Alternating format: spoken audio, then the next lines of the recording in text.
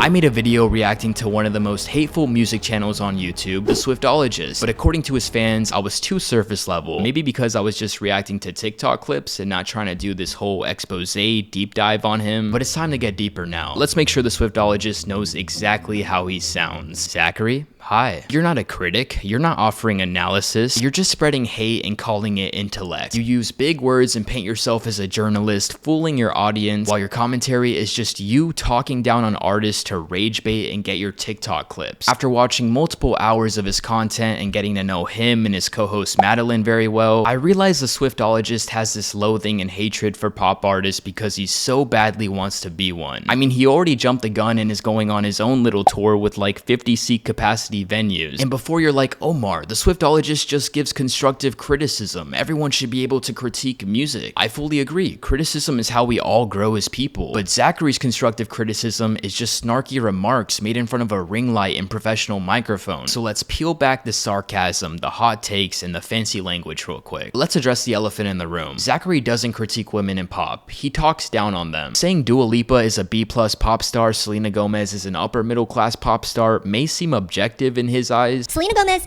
is mediocre. She's an upper middle class pop star. Renee Rapp is a C-level, B-level pop star. Dua Lipa is an influencer. We're not dealing with a main pop girl here. We're dealing with like a B+ pop star. But notice how it's always a passive dig and him trying to assign these hierarchies to art. She's never gonna be in the range of a Taylor Swift or a Beyonce. And he's obsessed with it. Everyone has to be either a main pop girl or a C-tier artist in his eyes. He went after Conan Gray for not breaking through pop stardom with his last record. Like, he seriously thinks Conan Gray made Found Heaven with the intent to break through? No, he already has a fan base, a vision, and achieved commercial and touring success after Kid Crow. But as a person, he said multiple times that he's tired of performing heartbreak songs on tour. So being an artist, he has the freedom to change direction. But to laugh at his artistic attempts and laugh at people calling him a pop star? Really? According to Zachary, if you're not Taylor Swift or Beyonce, you haven't broke through. And you are a struggling artist, apparently. When did our standards get so high? Damn. And just listen to his tone when talking about artists he dislikes. Holly Humberstone, Maisie Peters, Gracie Abrams, Conan Gray,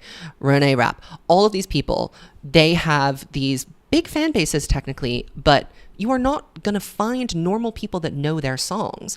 And in 15 years, you're not going to be attending any of their Eras tours. Do you know what I mean? There is not a significant differentiator between all of those acts that I just mentioned. Y'all watch this? Like, for real? There's just too much that's incorrect. I don't even know where to start. Anyone with ears can hear the differences between Gracie Abrams and Maisie Peters, Conan Gray, etc. And then of course the standard's gonna be the Eras tour. If you're not Taylor Swift level, you're not special in any way according to fucking the Swiftologist. And also, can someone tell him Gracie Abrams achieved mainstream success now? I mean, this video did not age well in the 6 months since it's been posted. He said no one in public is really singing her songs. You are not gonna find normal people that know their songs. I literally heard guys at Target yesterday singing the bridge part of I Love You, I'm Sorry. My parents knew who Gracie Abrams was without me having to tell them anything. I know music journalists are wrong so many times, but it's just so amusing how fast Swiftologist was corrected this time around. He was wrong about Tate. I know he was wrong about Sabrina too, because he hated Emos I Can't Send, said it wasn't timeless and that it could have been sung by literally anyone. The thing with Sabrina has always been the music. The music is so unbelievably middling and boring and average, and that includes Emails I Can't Send. And it does not have a timeless song on it. It has two kind of like algorithm Spotify songs, Nonsense and Feather, and every single other thing could have been written or sung by anyone else. Which is a horrible take, by the way. Tornado Warnings alone is timeless, but that's just my opinion, I guess. And then he barely started liking Sabrina Carpenter after she blew up with Espresso. Girls. I fear we have a hit on our hands, and I fear we have a legend in our midst. Like, what? It took you Espresso and Short and Sweet to like her? Like, what are we doing? He's been saying Gracie's uninteresting for years. He even hated on her recent album, The Secret of Us, when it first came out, and is only now saying That's So True is a good song after it went TikTok viral and charted on Billboard for months. Gracie Abrams, no one's ever heard of her. No one's ever heard of her. So Sabrina and Gracie are two of the most successful pop acts of this year. Her output is incredibly middling and boring. She is not an especially good singer. She's not a very good writer. She's not a very good writer.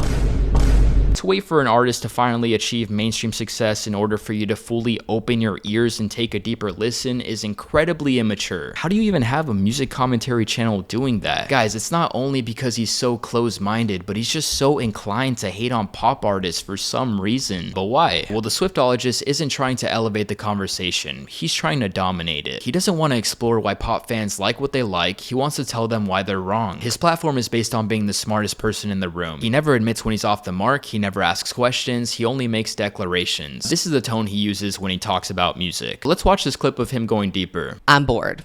I'm not checking for Renee Rapp. I've heard a couple of her songs. I like that song Talk Too Much.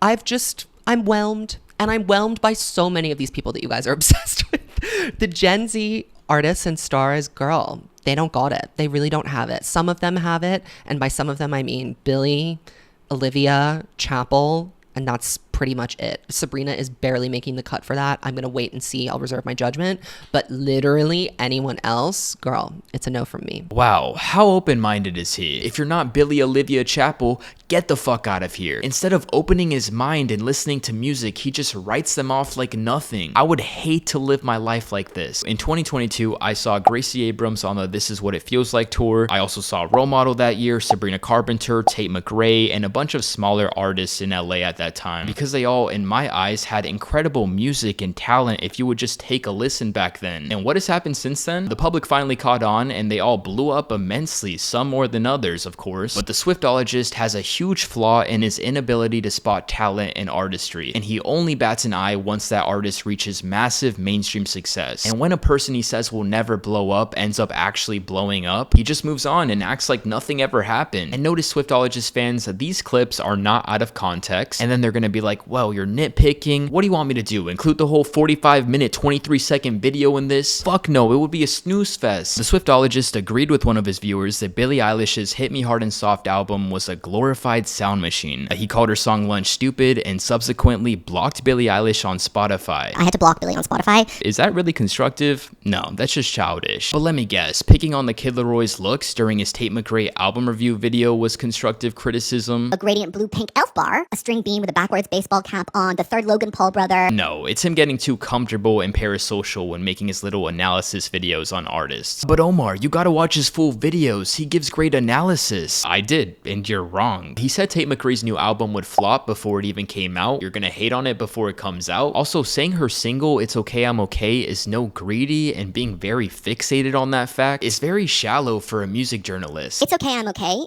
is a cute girl, but she's no greedy. She's no greedy. And I'm starting to fear that we can't have another greedy. Just feels like it was intended to be like greedy. And that's not how you make another greedy. That's not how you make another greedy. You can't just make another greedy. That's not how music works. You can't repeat art. You have to try and experiment with different sounds and make something different. He thinks it's so formulaic and one-dimensional. Really shows that he's like TikTok brain rotted out when it comes to music. Anyways, this just shows his inexperience and naive mindset as a music journalist, which again, he claims he is, but it doesn't seem that way when looking deeper. I watched several hours of full-length videos that he recently put out, and none of his takes are advice or constructive criticism, even though he may word it that way. And it's one thing for the general public to go on Twitter when Dua Lipa first became an artist and unanimously say, hey, Dua Lipa isn't the best dancer. Her performances are actually quite weak to the point it's laughable. That was a mass public reception back then that then gave Dua the criticism she needed to improve her dancing and stage presence immensely. That was constructive criticism, completely different from the attacks Swiftologist puts out. But let's be real, no artist is gonna listen to fucking Swiftologist to improve their dancing or singing or performing or anything music related. The fuck does Swiftologist know about music? Nothing, apparently. Now let's dive into his obsession and weird critiques of Taylor Swift. As we know, she became the first artist to achieve billionaire status solely from her music alone. Yes, billionaires should be critiqued. Yes, private jets are bad for the environment, obviously. But Swiftologist doesn't stop there. He calls her the landfill queen. Taylor Swift is the landfill queen. Says her fans have brain rot disease and compares the Taylor Nation to North Korea, and accuses anyone who disagrees with him of bootlicking billionaires. And he uses this obnoxious tone and turns his mic back at his viewers irritably every time he gets mad at them or something. North Korea, heard of it? Huh? Huh? This isn't criticism, this is rage bait. It's designed to go viral on TikTok. I mean, he literally uses TikTok brain rot Gen Z language when talking in his commentaries. And the irony, he admits to loving Taylor Swift. He says she's my queen, but apparently that only applies when she behaves exactly the way he wants. Because again, he'll attack her, he'll rank her ex-boyfriends that he needs to approve of for some odd reason. I just don't know why you need to make a 50-minute video with what looks like a Prezi presentation to criticize your favorite artist. That's a little strange and slightly parasocial. But this missed the mark drastically. The Swiftologist is more of a personality than a journalist. He says things like, I take a highbrow analytical approach to lowbrow culture, but the truth is, he's just another YouTuber building an identity off contrarianism. He rips into artists not because it's insightful, but because it's rage bait. This is why he intros his TikToks with the most out-of-pocket, shockingly hateful statements as the opener. Like, this artist is boring, this artist is bland, this album was the worst. And honestly, I gotta respect him for playing that game. It's working out, it's getting him some views, but don't claim you are some intellectual music journalist, especially if you only listen to what you like and dress your taste up as truth. You're just a hater with a decent mic and nice camera setup. And look, you don't have to love every artist, you don't have to love every album, you can skip songs if you want to, but if your entire identity is built on hating women, talking down on them, hating what other people enjoy, that's not criticism, that's resentment. Also, yeah, the Swiftologist and his fans boast about his education level and that he has a journalism background, and they're like, Omar, what do? You're just a TikToker, sit down and make your comedy skits. Well, I don't really have a journalism background, but I wrote and published a book on Amazon and Barnes & Noble when I was 16. It was an 100+ page book about online hate and how that affects mental health, and I don't really want to talk about my education level as Swiftologist fans have been demanding me to. I just think this is all a bit pretentious and I don't want to be placed in a position of false authority, but it's definitely all public information if you really want to find out. Here's my advice to Zachary Horahan. Change your name, the fucking Swiftologist. I don't think Taylor would want to be associated with you ever, and I'm sure she regrets inviting you to the secret sessions. And to Swiftologist fans, if you think someone using big words with a professional microphone makes them intellectual, you're being fooled. I'm sorry. You don't have to pretend Zachary's surface level snobbery is insight. It's not bravery or whatever he calls it. It's just aestheticized hate. That's what it is. And pop musicians deserve better than that. And I'll end this video with a Taylor Swift lyric for the Swiftologist and Swiftologist fans to understand. And we see you over there on the internet comparing all the girls who are killing it. Thanks for watching. Later.